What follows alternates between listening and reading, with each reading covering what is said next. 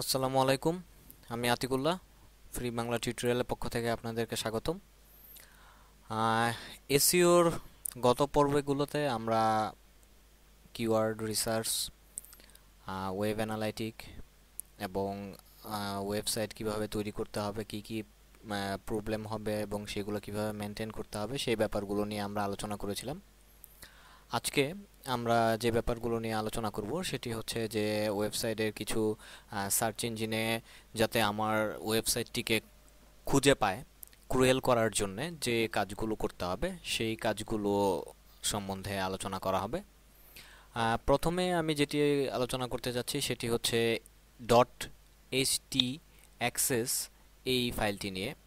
আমরা যদি WordPress download করে থাকি, ওয়ার্ডপ্রেসে দেখব যে এই ডট এইচটি অ্যাক্সেস ফাইলটি থাকে এবং ওয়ার্ডপ্রেসে by default dot HT access ফাইলটি দেখতে অনেকটা এরকম হয়ে থাকে যে বিগেন ওয়ার্ডপ্রেস, তারপর তাদের কিছু মডিউল এবং কিছু লেখা থাকে যেই কোডগুলো থাকে। তো এই এইচটি অ্যাক্সেস ফাইলটি যদি আমাকে নিজে কোনো কিছু করতে হয়, আমরা যদি মডিফাই করতে চাই, তাহলে অনলাইনে বেশ কিছু ওয়েবসাইট রয়েছে যারা এই ফাইলটি মডিফাই করতে দিয়ে থাকে এবং সেরকম একটি ওয়েবসাইট হচ্ছে www.htaccessredirect.net।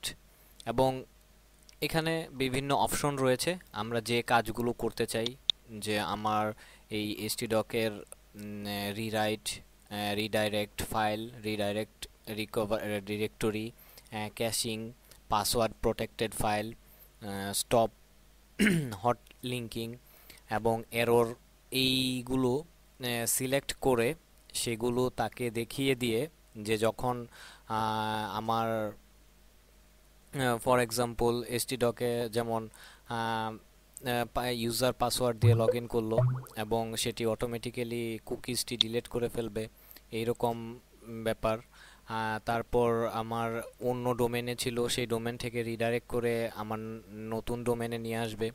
আমার কোনো যদি একটি ফাইল না পেয়ে, একটি পেজ যদি না পাওয়া যায়, সেই পেজটি 404 ফাইলের পাথ এবং অন্যান্য ফাইলের পাথগুলো দেখিয়ে দেওয়া। তো এই কাজগুলো সাধারণত এইচটি অ্যাক্সেস দিয়ে করা হয়ে থাকে, অ্যাকচুয়ালি আমাদের ইউজারকে যাতে আমার এরর মেসেজ না দেখায় সেই হিসেবে আমার এটি দেখায়। যেমন সেটির জন্য আমি আপনাদেরকে একটি যে ব্যাপার দেখাই, যেমন ইউটিউব লিখলাম, স্ল্যাশ দিয়ে হাবিজাবি একটা কিছু লিখলাম এবং যদি আমি এন্টার দেই, এই পেজটির মধ্যে গেলে এখানে উপরে দেখুন যেখানে লেখাচ্ছে যে 404 নট ফাউন্ড এবং we are sorry page request not found, মানে এই পেজটি নাই। এবং সে আমাকে অন্য কোনো হাবিজাবি কোড না দেখিয়ে সে আমাকে হোম পেজে যাওয়ার লিংক করে দিচ্ছে অথবা নতুন কিছু সার্চ করার অপশন দিচ্ছে, যাতে আমি একটি কোডিং ছাড়া, কোনো এরর ছাড়া একটি পেজ আমি দেখতে পাচ্ছি। তো এই কাজগুলো সাধারণত এই htdoc দিয়ে করা হয়ে থাকে এবং এই ফাইলগুলো আমরা ড্রিমওয়েভারে লিখে ম্যানুয়ালি করতে পারি। আর যদি আমরা সেই ব্যাপারে দক্ষ না হয়ে থাকি, তাহলে এই ওয়েবসাইটে বিভিন্ন এরকম ওয়েবসাইট রয়েছে, সেই ওয়েবসাইটগুলো ব্যবহার করে আমরা এই ফাইলগুলো করতে পারি। সেই htdoc-এর জেনারেট করার মতো আরেকটি হচ্ছে ইয়েলো পাইপ ইন্টারনেট সার্ভিস, এখানেও আমরা htdoc ফাইলগুলো জেনারেট করতে পারি, তবে এটাতে অবশ্যই ইউজার নেম পাসওয়ার্ড যে যে ব্যাপারগুলো রয়েছে সেই জিনিসগুলো এখানে দিতে হবে।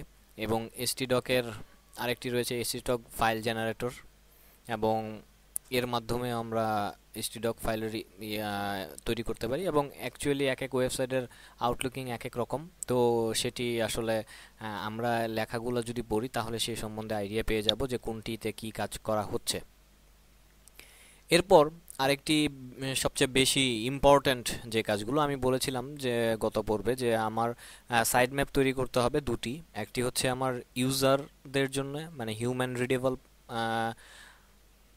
সাইড ম্যাপ, আরেকটি হচ্ছে যে আমার সার্চ ইঞ্জিনের জন্য সাইড ম্যাপ।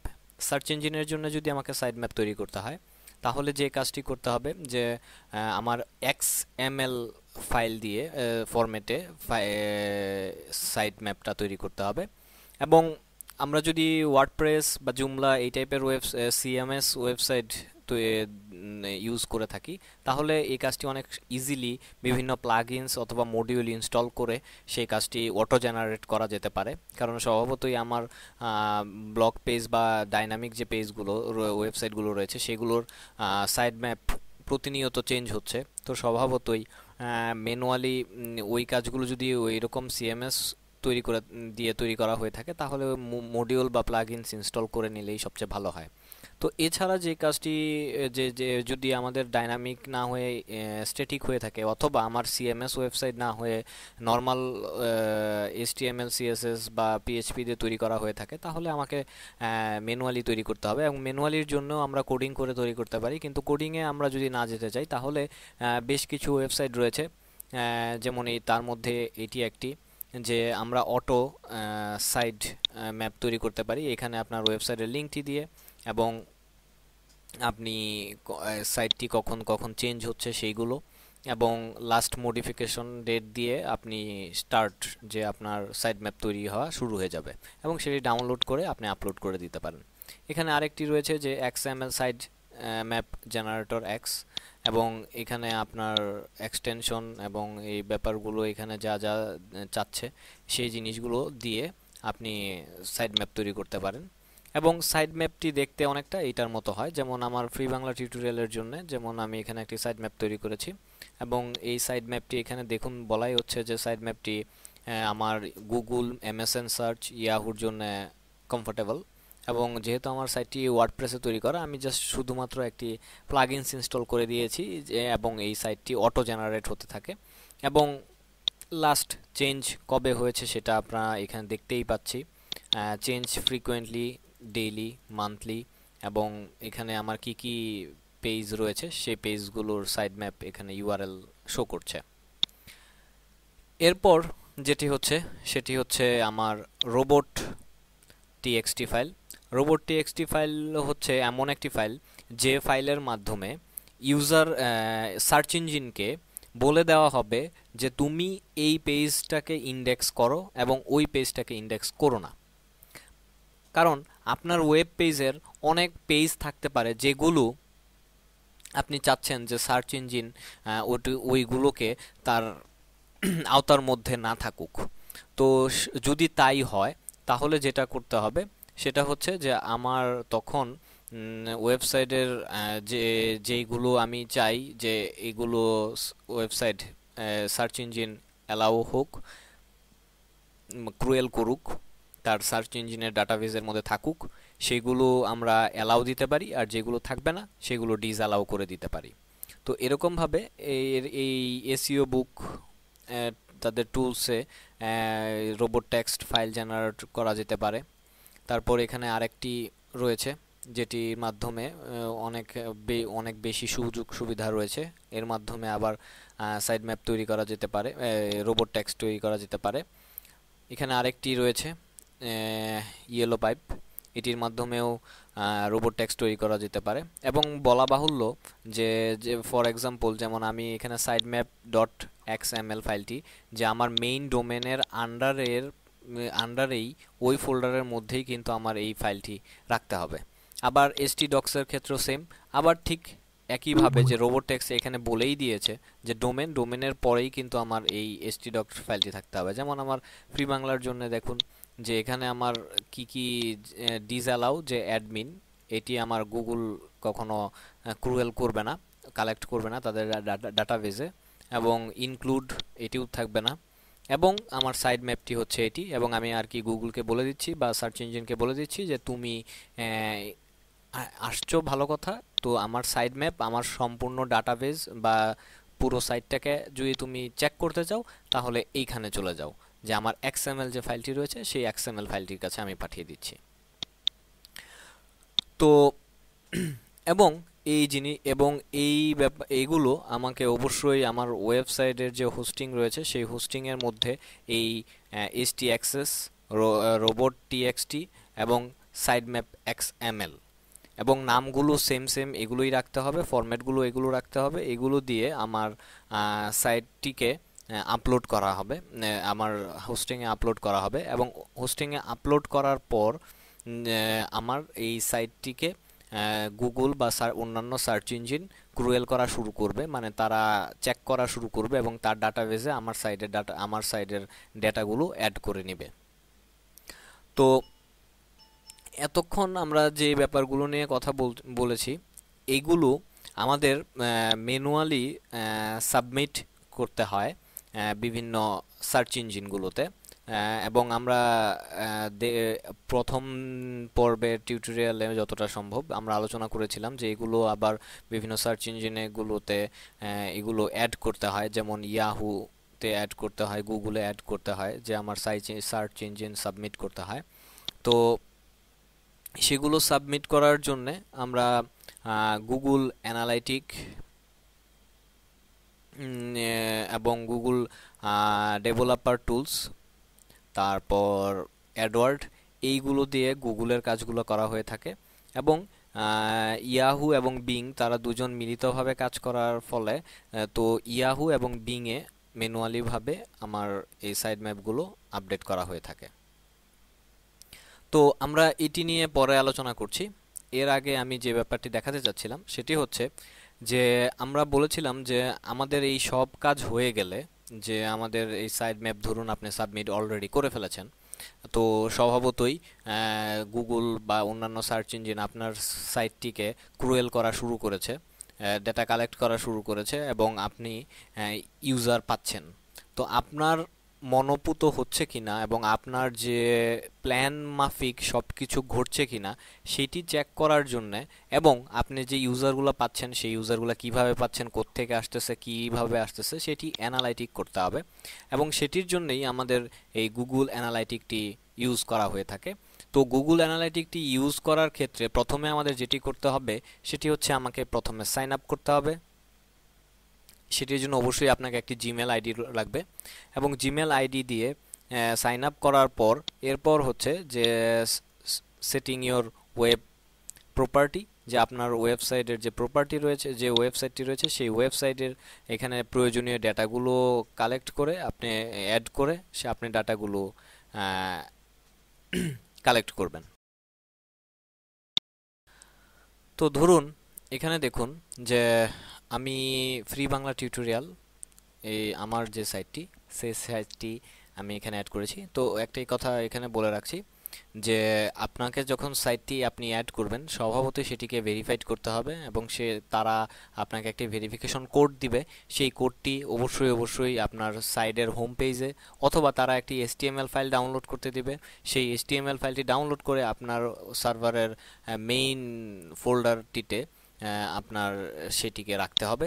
তো এখানে ড্যাশবোর্ডে গেলে আমরা মেইন ড্যাশবোর্ডটি দেখতে পারবো, এবং এখানে আমার ইউজার, যে ইউজারের সংখ্যা, যেমন আজকে আমার যেহেতু বাংলাদেশি টাইম সেই হিসেবে 12টা, এখন 12টা 10 বাজে, সো এই 10 মিনিটে কোনো ইউজার এখানে নেই, সেই কারণে এখানে অ্যানালাইসিসগুলো 0 দেখাচ্ছে। তো আমি যদি আর একটু আগে আসতাম বা আর একটু পরে আসতাম তাহলে আমি আজকের বা গতকালকের অ্যানালাইসিসগুলো দেখতে পারতাম। তো আমি উইকেরটা যদি দেখি তাহলে সেই উইক অনুযায়ী এখানে ডেটাগুলো দেখতে পারবো। এবং এখানে আমার ওয়েবসাইটটি সাথে পুরোপুরি কানেক্ট করা না থাকার কারণে আমি এখানে সবগুলো ডেটাগুলো দেখতে পাচ্ছি না। বাট আপনারা যখন পুরোপুরি কানেক্ট করে ফেলবেন তখন এখানে দেখবেন যে আপনার ড্যাশবোর্ডে, এবং এখানে ড্যাশবোর্ডে আপনার সবগুলো ওয়েবসাইট, একাধিক ওয়েবসাইট যদি থেকে থাকে তাহলে সেগুলো দেখাচ্ছে, এবং আপনার ইউজার কিভাবে কোন থেকে কোন দিক থেকে আসছে সেগুলো উইকলি, মান্থলি, ডেইলি, তারপর রিয়েল টাইম ইউজার এবং ওভারভিউ, এবং আপনি যদি চান সেটি কোত্থেকে আসছে এবং ট্রাফিক সোর্সটা কি হচ্ছে, যে সেই ট্রাফিক সোর্স, কন্টেন্ট, অডিয়েন্স, যে আমার অডিয়েন্সের মোবাইল ডিভাইস এবং কোত্থেকে, মানে ইন ডিটেলস আপনি যে ব্যাপারগুলো জানতে চাচ্ছেন সেই সবগুলো ব্যাপার আপনি এখান থেকে অ্যানালাইসিস করতে পারবেন। এবং এছাড়াও আরেকটি যেই ব্যাপার রয়েছে সেটি হচ্ছে যে আপনি চাইলে যে আপনার গুগল অ্যাডওয়ার্ড এবং গুগল অ্যানালাইটিক দুটিকে কানেক্ট করে দিতে পারেন। এর ফলে আপনার গুগল অ্যানালাইটিক এবং গুগল অ্যাডওয়ার্ডের মাধ্যমে আপনারা সাইটটিকে দুটি অ্যাকাউন্ট একসাথে করে আপনার প্রয়োজনীয় যে জিনিসগুলো রয়েছে, যে ডেটাগুলো আপনার কালেক্ট করা দরকার, সেই ডেটাগুলো আপনি কালেক্ট করতে পারেন। এবার আমি আরেকটি জিনিস দেখাতে চাচ্ছি যে ঠিক গুগল অ্যানালাইটিকের মতোই আরেকটি সাইট হচ্ছে GoSquared.com।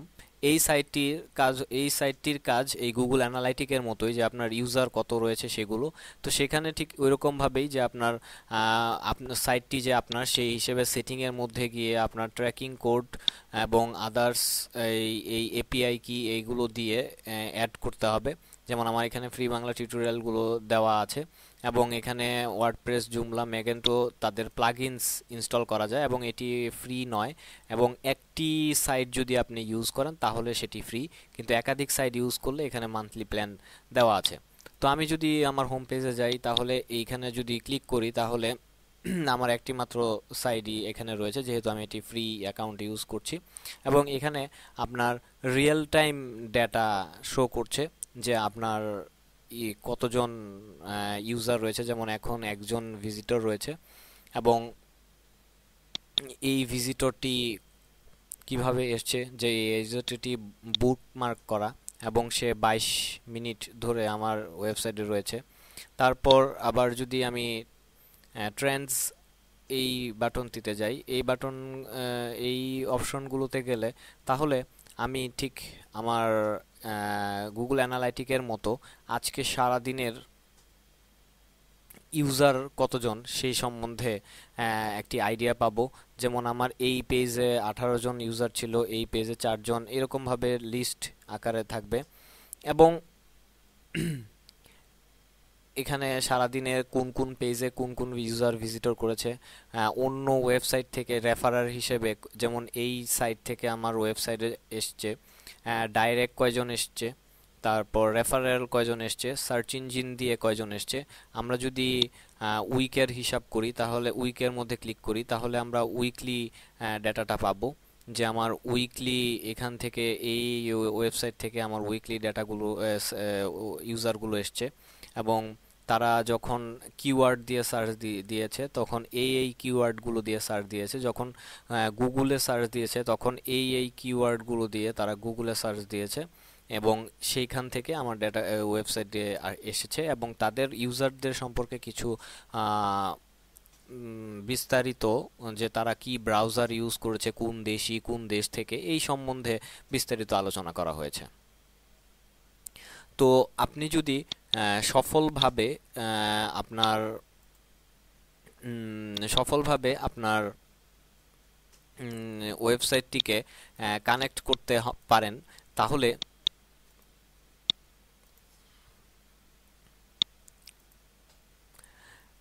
তাহলে এখানে আপনি ডেটাগুলো দেখতে পাবেন। এবং যেহেতু বললাম যে আমার অ্যাকচুয়ালি অন্য